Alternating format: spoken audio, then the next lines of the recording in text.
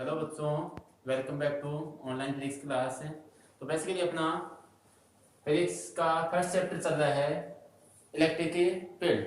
उसमें उसमें हमने विद्युत क्षेत्र की तीव्रता के बारे में जानने के बाद विद्युत द्विध्रुव के बारे में पढ़ा। उसके बाद द्विध्रुव के अक्ष पर विद्युत क्षेत्र की तीव्रता के बारे में पढ़ चुके हैं। आज अपन पढ़िए विद्युत क्षेत्र की तीव्रता का मान निरक्ष के किसी बिंदु पर अपने उसका मान निकालेंगे। अक्ष निरक्ष का अर्थ क्या है, पहली बात तो ये देख लो। अब देखो, पहली अक्ष तो किसे कहते हैं, यानी कि दोनों आवेशों को मिलाने वाली रेखा के अनुदिश जो अक्ष होती है उसे तो कहते हैं विद्युत क्षेत्र की द्विध्रुव की अक्ष। अब जैसे थोड़ा डायग्राम अच्छे से बनाना, ये नेगेटिव चार्ज है, ये पॉजिटिव चार्ज है, एक ऋणावेश है, दूसरा, दोनों का परिमाण समान है, दोनों के बीच की दूरी d है, दोनों के बीच की दूरी कितनी है, d। अब देखो, ये जो अक्ष है दोनों को मिलाने वाली रेखा के अनुदिश जो अक्ष है उसे तो कहते हैं अक्ष।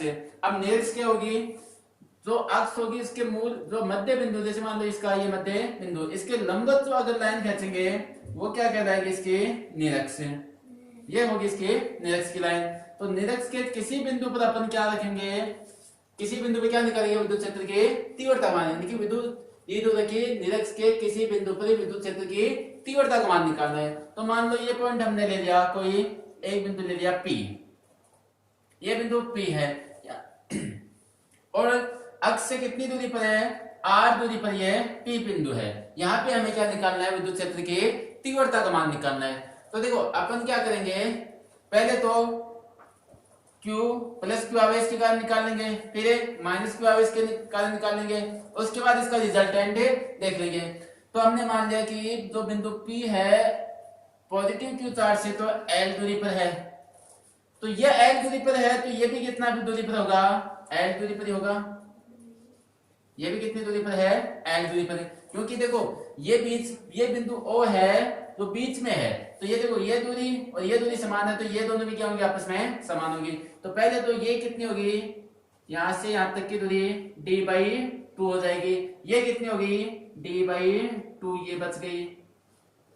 अब देखो बिंदु P पर अपने विद्युत क्षेत्र की तीव्रता का मान देखेंगे। तो पहले तो देखते हैं कि पॉजिटिव चार्ज के कारण विद्युत क्षेत्र की तीव्रता, मान लो पॉजिटिव चार्ज के कारण E+ है। अब उसकी पहले तो दिशा देखते हैं कि किस तरफ होगी। दिशा देखेंगे, प्लस से बाहर की ओर होती है तो इससे दूर जाएगी, तो यहाँ पे प्लस के कारण विद्युत क्षेत्र की दिशा इस तरफ आएगी, इसी रेखा के अनुदिश, यानी कि E+। अब माइनस के कारण देखेंगे, तो माइनस के कारण क्या होता है, विद्युत क्षेत्र की दिशा माइनस की ओर आती है, तो इसकी कितनी हो जाएगी, इस साइड E-। अब देखो एक इस साइड है, एक अपनी इस साइड है, अपन को क्या करना है, यहाँ पे रिजल्टेंट निकालना है, यानी कि परिणाम निकालना है। और विद्युत क्षेत्र की तीव्रता का मान क्या होता है, एक सदिश राशि होती है, तो इसका अर्थ है ये सदिश रूप में है, तो इसको अपने घटकों के रूप में ले सकते हैं।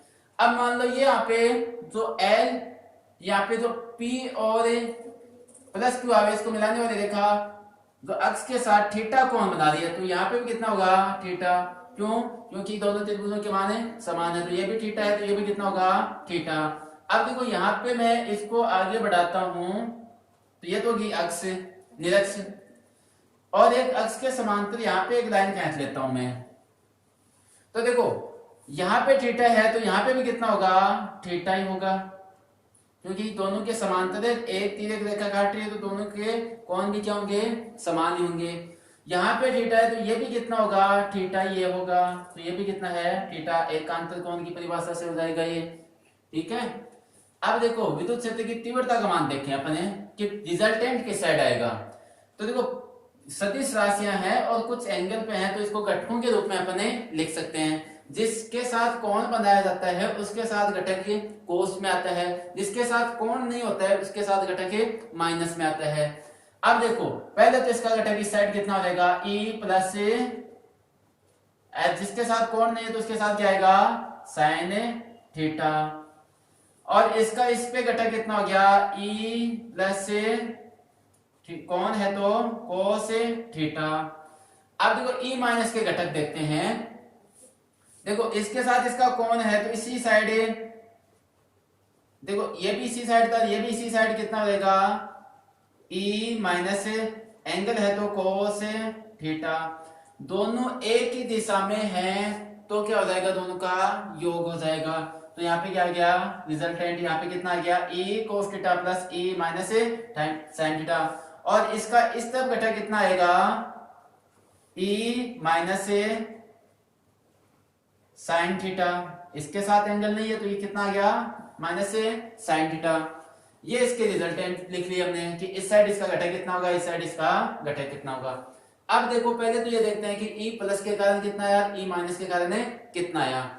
तो ये बातें लिख लेंगे, अपन नोट कर लेंगे कि एक द्विध्रुव है जिसका मूल बिंदु अक्ष से r दूरी पर कोई निरक्ष परे बिंदु P स्थित है, जिस पर अपन विद्युत क्षेत्र की तीव्रता का मान निकालना है।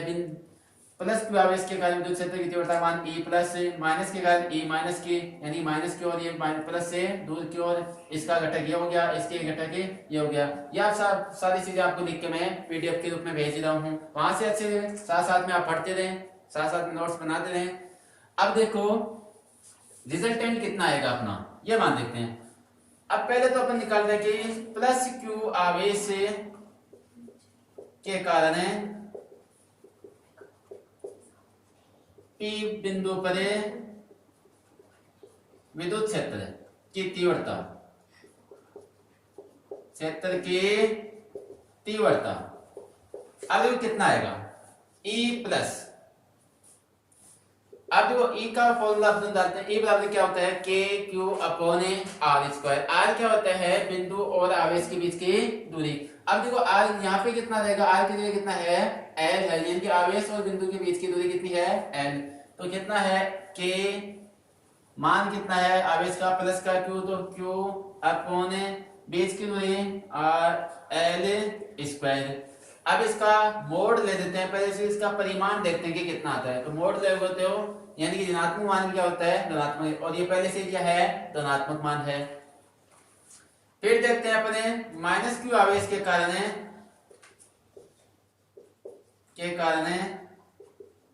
वही सेम लाइन रहेगी आगे, तो E माइनस का मोड, और देखो वेक्टर लगाते रहो क्योंकि सदिश राशि है ये, बराबर कितना आ गया के क्यू अपॉन, अब देखो क्यू क्या है यहाँ पे माइनस है, लेकिन मोड के कारण ये भी क्या हो जाएगा प्लस का हो जाएगा, अपॉन और बीच की दूरी सेम ही है एल स्क्वायर। अब देखो दोनों का मान क्या है, समीकरण 1 व 2 से दोनों का मान क्या है समान है। अब देखो यहाँ पे ये मान रखेंगे और यहाँ पे ये मान रखेंगे, दोनों का मान समान होगा, साथ में दोनों के साथ क्या है साइन थीटा है, यहाँ पे थीटा है साइन थीटा है। तो इसका अर्थ ये मान और ये मान एक दूसरे के परिमाण में समान है, लेकिन इन दोनों की दिशाएं क्या है विपरीत है। तो एक दूसरे को विपरीत दिशा होने के कारण क्या कर देंगे, ये एक दूसरे को कैंसिल कर देंगे। तो यहाँ से ये मान तो ये घटक तो हट जाएंगे, इसके बचेगा कौन सा ये, तो ये क्या होगा इसका रिजल्टेंट होगा। तो ई टोटल या ई निरक्ष भी लिख सकते हो, ई टोटल लिख सकते हो आप। तो ई निरक्ष कितना हो गया, रिजल्टेंट अपना ये आएगा E plus cos theta plus E minus cos theta. अब देखो यहाँ पे ई प्लस का मान रख देंगे, यहाँ पे ई माइनस का मान, यानी रिजल्टेंट मान जो आपका परिमाण है वो रखेंगे। तो ई निरक्ष बराबर कितना हो गया K Q upon L square cos theta plus K Q upon L square cos theta. अब देखो दोनों मान समान है तो कितना हो जाएगा डबल हो जाएगा 2 के Q upon L square cos theta. ये इसका रिजल्टेंट मान आया। अब देखो इसको आगे सॉल्व करते हैं।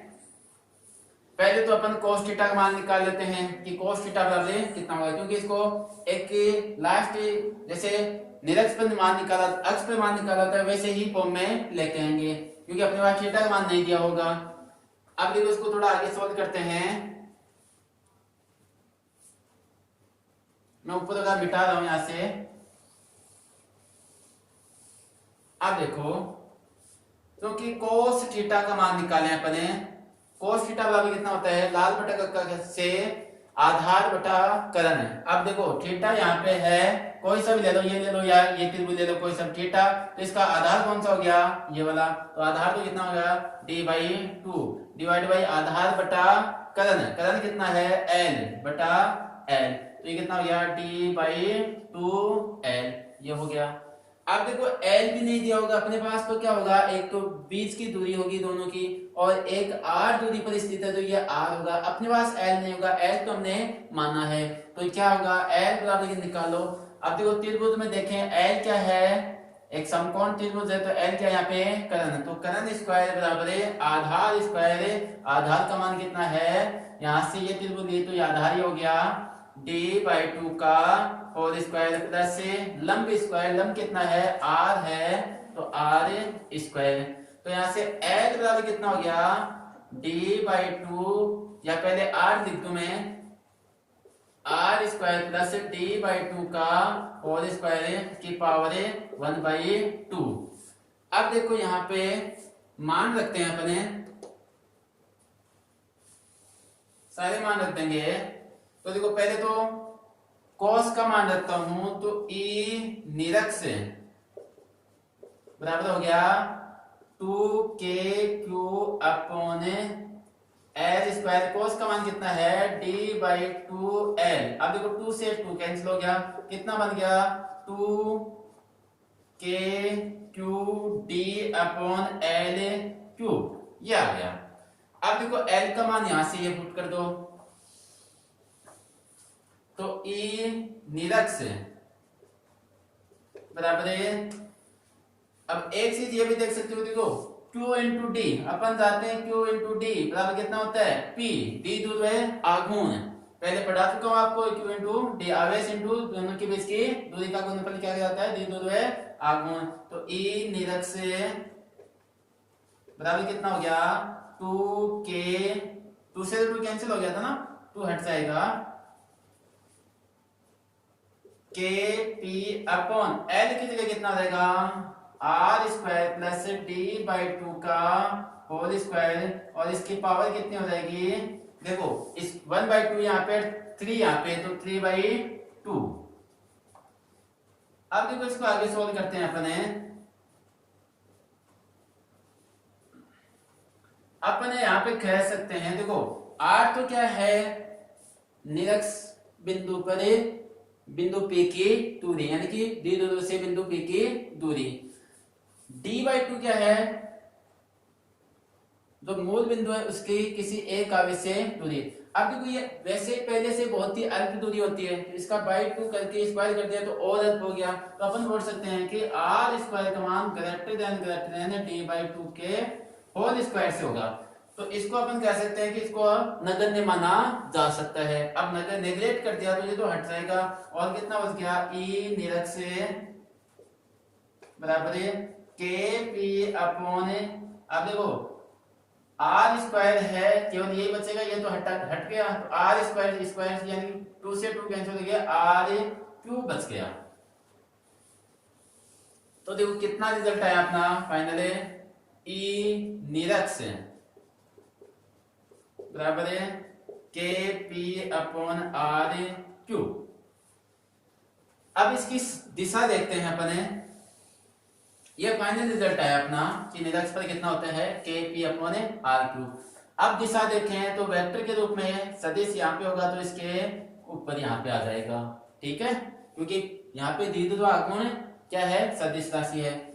अब देखो इसका अर्थ हुआ कि निरक्ष पर विद्युत क्षेत्र की तीव्रता की दिशा क्या होगी, द्विध्रुव आघूर्ण की दिशा के अनुदिश।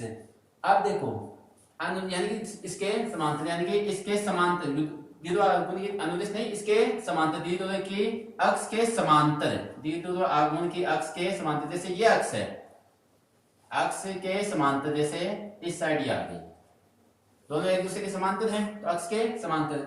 लेकिन एक बात देखें तो द्विध्रुव की दिशा किस तरफ होती है, माइनस से प्लस की ओर, द्विध्रुव आघूर्ण की दिशा किस तरफ होती है, माइनस से प्लस की ओर, लेकिन यहाँ पे दिशा किस तरफ आ रही है, इस तरफ है, तो समांतर, लेकिन द्विध्रुव आघूर्ण की दिशा माइनस से प्लस की ओर, और यहाँ पे दिशा इस तरफ, यानी कि इसके विपरीत। तो नीचे नोट लगा के लिखिए, आप ऐसे लिख देंगे कि निरक्ष पर विद्युत क्षेत्र की तीव्रता की दिशा द्विध्रुव आघूर्ण के समांतर परंतु द्विध्रुव आघूर्ण की अक्ष के समांतर परंतु द्विध्रुव आघूर्ण की दिशा के विपरीत होती है। ये बात लिख देंगे। फिर से बोल रहा हूं, द्विध्रुव की निरक्ष पर विद्युत क्षेत्र की तीव्रता की दिशा द्विध्रुव आघूर्ण की अक्ष के समांतर तथा द्विध्रुव आघूर्ण की दिशा के विपरीत दिशा में होती है। तो यहां तक आपको समझ में आ गया होगा अच्छे से। अब जब इसकी निर्भरता देखें तो ई निरक्ष से समानुपाती किसके है, पी के, द्विध्रुव आघूर्ण के समानुपाती, और ई निरक्ष से दूसरा क्या हो जाएगा, 1/r³ के समानुपाती या r³ के व्यतकर्मानुपाती। तो यहाँ पे इसके निर्भरता होगी। अब देखो इसको अक्षीय रेखा अक्ष पर जो अपन ने द्विध्रुव आघूर्ण ये विद्युत क्षेत्र की तीव्रता का मान निकाला था उसके साथ कंपेयर करें तो ई अक्ष बराबर आया था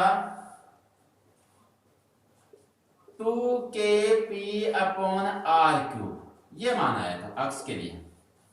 तो कल आपको बोला था कि आप इसको याद रखना, अपने जब निरक्ष पर निकालेंगे तो वहां पे काम में आएगा। तो देखो ये मान आया, इन दोनों को कंपेयर करें इसको और इसको, तो देखो kp/r³ ये तो सेम है, लेकिन यहाँ पे 2 यहाँ पे क्या है इससे ज्यादा। इसका अर्थ हुआ कि अक्ष बराबर कितना हो जाएगा, इसकी जगह क्या लिख सकता हूँ, इतने की जगह है ये लिख सकता हूँ, तो कितना हो जाएगा 2e निरक्ष। तो यहां से सिद्ध होता है कि किसी द्विध्रुव की अक्ष पर विद्युत क्षेत्र की तीव्रता का मान निरक्ष के किसी बिंदु पर विद्युत क्षेत्र की तीव्रता के मान का 2 गुना होता है। ठीक है, तो यहां से अपना द्विध्रुव आघूर्ण के विद्युत क्षेत्र की तीव्रताओं का टॉपिक खत्म होता है। आई होप आपको अच्छे से समझ में आया होगा। अब देखो यहां तो विद्युत क्षेत्र की तीव्रताओं का मान देख लिया। अब एक अगला टॉपिक पढ़ते हैं, विद्युत द्विध्रुव आघूर्ण पर बल तथा बल आघूर्ण।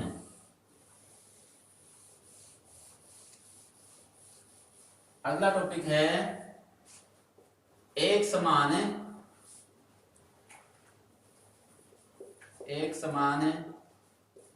विद्युत क्षेत्र में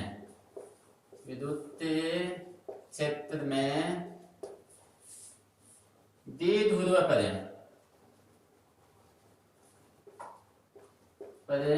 बल तथा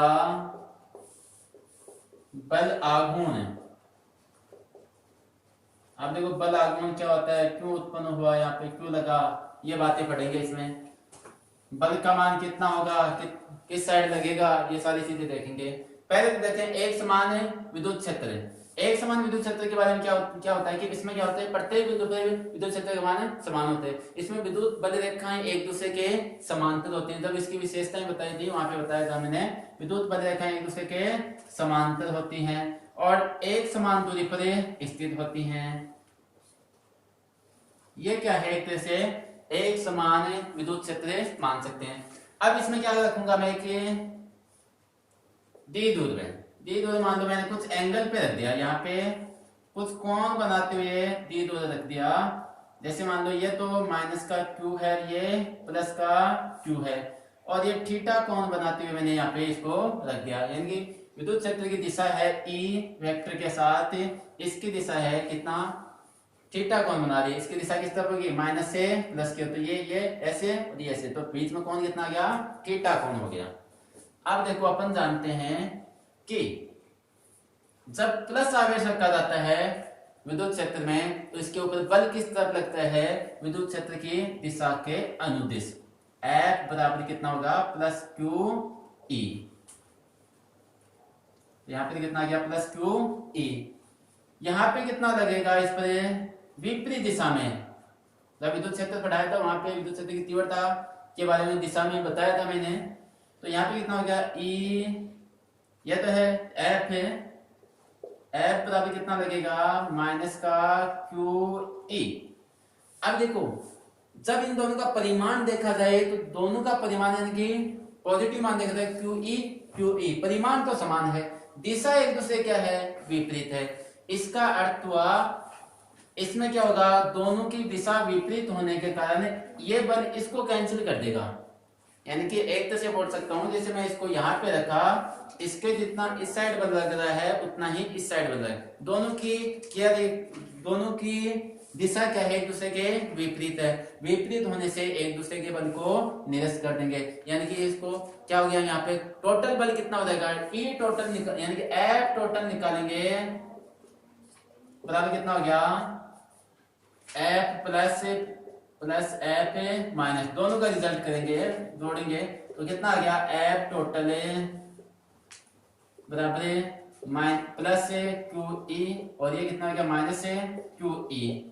अब देखो ये एक दूसरे को कैंसिल करके कितना आ गया, टोटल 0 आ गया। तो इसका अर्थ हुआ एफ का मान, तो एफ टोटल का मान तो कितना आता है 0, यानी कि कुल बल का मान क्या रहता है यहाँ पे 0। तो सिंपल सी बात बोलना है कि जब किसी एक समान विद्युत क्षेत्र में द्विध्रुव को रखा जाता है तो उस पर लगने वाला कुल बल का मान कितना होता है, नेट बल का मान कितना होता है, 0 होता है। आप देखो पहले थोड़ा सा इसके बारे में लिख देंगे कि एक समान चुंबकीय क्षेत्र इसमें हमने थीटा कोण पर द्विध्रुव रखा, इस पे इस साइड प्लस क्यू ई बल लगा, इस साइड माइनस क्यू ई बल लगा, एक दूसरे की दिशा एक दूसरे के विपरीत है, अतः परिणामी बल, ये इक्वेशन लिख के हम क्या दिखा देंगे 0। तो परिणामी बल का मान कितना हो गया 0, तो द्विध्रुव बल का मान तो कितना आ गया 0। लेकिन देखो बल तो 0 है, ऐसे रखा बल 0, यानी कि ये ऐसे घुमा रहा है, ये ऐसे घुमा रहा है, लेकिन फिर भी घूम रही है वस्तु। तो अब वस्तु घूम रही है तो इसका अर्थ है इसमें कोई ना कोई कार्य हो रहा है। इसका अर्थ यहाँ पे बल ना होके क्या हो जाएगा, बल आघूर्ण, यानी किसी वस्तु को घूर्णन गति देने के लिए जो बल का कार्य करता है वो क्या होता है, फिर बल आघूर्ण। तो यहाँ पे बल ना होके क्या लगेगा, बल आघूर्ण। तो इसमें लाइन में लिख देंगे कि टोटल बल का मान 0 है, लेकिन इसकी घूर्णन गति में के लिए आवश्यक बल, आवश्यक भौतिक राशि को बल आघूर्ण कहते हैं। अब देखो इस बल आघूर्ण का मान कितना होता है, और बल आघूर्ण को अपन टो से निरूपित करते हैं, किससे, टाउ से। इसको क्या बोलते हैं, टाउ। तो बल आघूर्ण देखते रहे, इसको मिटा देता हूं मैं, एफ इक्वल टू 0, यानी एफ है टोटल तो अपना 0 होगा। अब बल आघूर्ण है, अब देखो बल आघूर्ण का, यानी कि इसको टाउ से निरूपित करते हैं, डी दूर पर किसी एक बल का परिमाण गुना दोनों बलों की क्रिया रेखा। देखो क्रिया रेखा देखोगे तो क्रिया रेखा यानी कि इसका अर्थ ये हुआ, क्रिया रेखा यह है और इसकी क्रिया रेखा यह है। इसको पीछे बढ़े, यानी कि क्रिया रेखा यानी कि कौन सी रेखा के ऊपर ये लागू अप्लाई हो रहा है, तो ये क्रिया रेखा होगी, इसकी ये क्रिया रेखा होगी, यानी इस रेखा पर ये दोनों की बलों की क्रिया रेखा की लंबवत दूरी यानी कि यहाँ से यहाँ पे मिला दो या फिर यहाँ से यहाँ, यानी कि एक लंब डालना है। तो दोनों क्रिया रेखा की लंबवत दूरी गुना क्या हो जाएगा, दोनों बलों की क्रिया रेखा की लंबवत दूरी।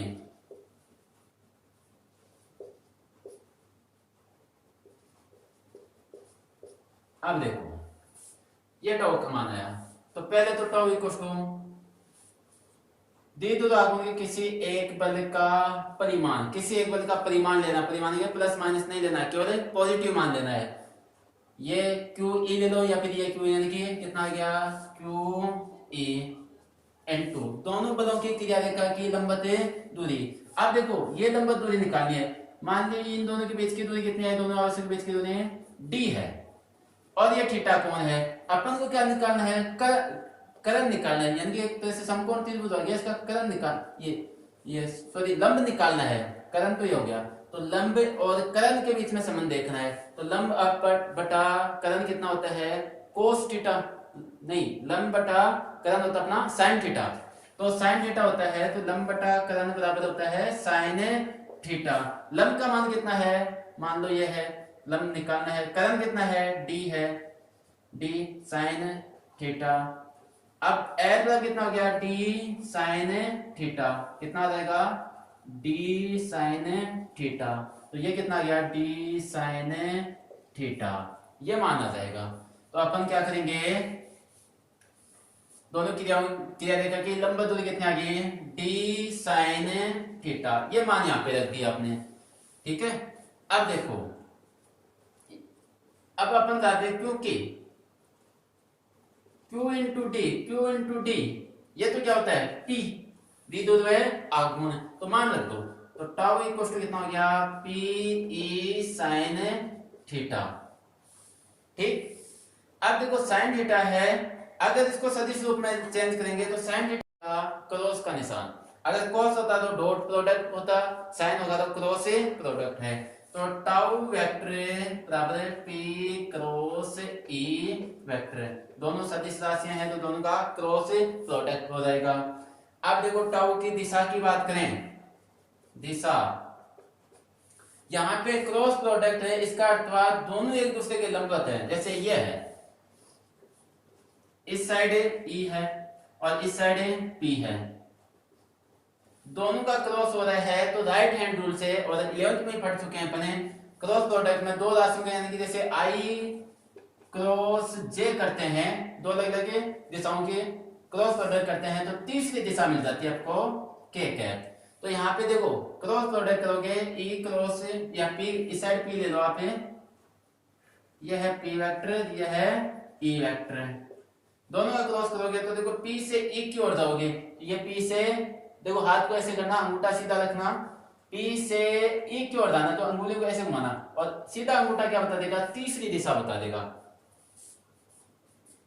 तो यहाँ पे कितना हो जाएगी, दिशा क्या हो जाएगी, तीसरी दिशा, यानी कि इसके भी लंबवत और इसके भी लंबवत। यहाँ पे लिख देंगे कि बल आगमन की दिशा डी दूर आगमन पी तथा विद्युत क्षेत्र की तीव्रता ई दोनों के लंबवत दिशा में होती है, ये डी दूर, ये बल आगमन की दिशा बता दी जाएगी ऐसे।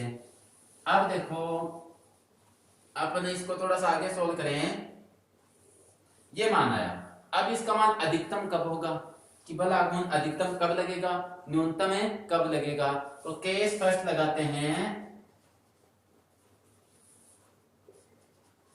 फर्स्ट देखें थीटा इक्वल टू 90 डिग्री। अब देखो थीटा किसके मध्य का कोण है, विद्युत क्षेत्र की तीव्रता की दिशा तथा द्विध्रुवीय आगमन की दिशा के मध्य का कोण। अब देखो 90 का अर्थ है, यानी कि इसको ऐसे रखा जाए, विद्युत क्षेत्र की दिशा इस तरफ होगी, द्विध्रुव ऐसे होगी, एंगल कितना हो गया 90 डिग्री।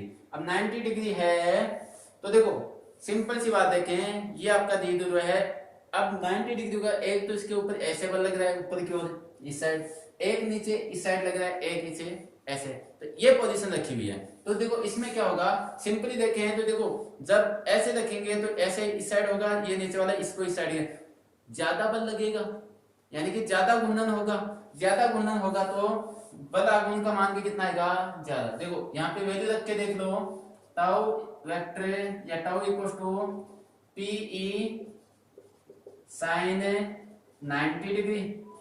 अब साइन 90 का मान कितना होता है 1 होता है, तो कितना हो गया टाउ इक्वल टू पीई। अब देखो साइन 90 का मान अधिकतम 1 होता है, तो अधिकतम मान रखा तो ये भी क्या मिलेगा आपको, मैक्सिमम मान। तो थीटा का मान अगर 90 है तो अधिकतम मान आपका मैक्सिमम मान मिलेगा। अब केस एक और देखते हैं, थीटा इक्वल टू में case second, theta equal to 90 कर देता हूं, थीटा इक्वल टू कितना कर दिया मैंने 90 डिग्री, ये 90 ले लिया, 0 डिग्री ले लेते हैं, 0 डिग्री। अब देखो 0 डिग्री का अर्थ हुआ, यानी कि विद्युत क्षेत्र की दिशा तथा द्विध्रुव आगमन की दिशा एक दूसरे के समांतर होगी, समांतर का अर्थ हुआ ऐसे रख दिया, विद्युत क्षेत्र की दिशा इस तरफ ही है, द्विध्रुव आगमन की दिशा माइनस से प्लस, ये साइड माइनस से प्लस की ओर इसी साइड होगी। अब देखो ऐसे रखेंगे तो एक बल अपना इस साइड खींच रहा है, इसको एक बल इस साइड खींच रहा है, तो घूमेगा क्या, घूर्णन आएगा क्या, नहीं आएगा। देखो ऐसे खींचेंगे तो ये नहीं घूमेगा, ऐसे था तो ऐसे क्यों था तो घूर्णन हुआ, लेकिन ऐसे है तो घूर्णन नहीं होगा। इसका अर्थ हुआ घूर्णन का मान, बल आगमन का मान कितना आएगा 0 आएगा। देखो कैसे, यहाँ पे मान भी रख के देख लो, tau equal to P E sine 0। अब साइन जीरो का मान आप जानते हो कितना होता है, जीरो होता है, तो ये यहाँ पे जीरो रखा हो तो ये पूरा मान कितना रहेगा, जीरो, तो टाउ इक्वल टू जीरो। कैसा मान मिला, मिनिमम है। अब देखो एक कंडीशन और रख दो, केस थर्ड। अब की बार थीटा इक्वल टू मैं 180 डिग्री कर देता हूं, 180 डिग्री। अब 180 डिग्री किया, इसका अर्थ हुआ बल जो विद्युत क्षेत्र की तीव्रता की दिशा और आघूर्ण की दिशा एक दूसरे के विपरीत होगी।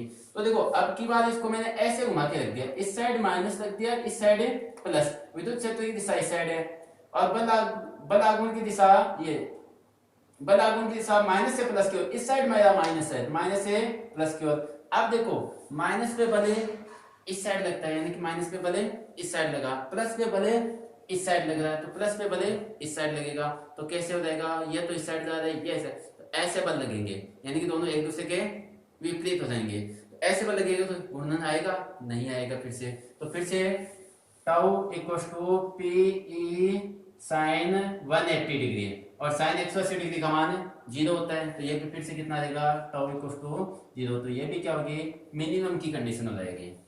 तो यहाँ तक अपना ये फर्स्ट चैप्टर आपका खत्म होता है।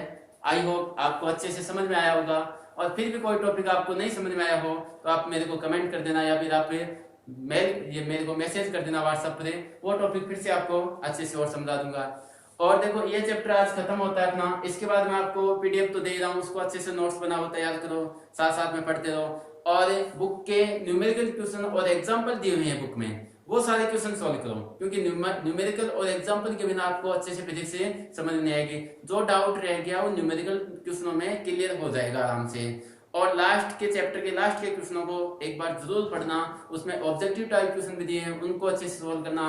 वहां से क्वेश्चन कई बार सीधा सीधा उठा के आ जाता है, जैसे अब की बार बोर्ड एग्जाम में आए तो 3-4 क्वेश्चन सीधे से लास्ट वाले क्वेश्चन ऐसे कैसे आए हैं। तो अच्छे से पढ़ो, तैयार करो नोट से। और ये पहला चैप्टर मेरी तरफ से आज थ्योरी का कंप्लीट होता है, अब न्यूमेरिकल कराऊंगा अगले लेक्चर में। तो आई होप आपको अच्छे से समझ में आएगा। तो धन्यवाद, थैंक यू।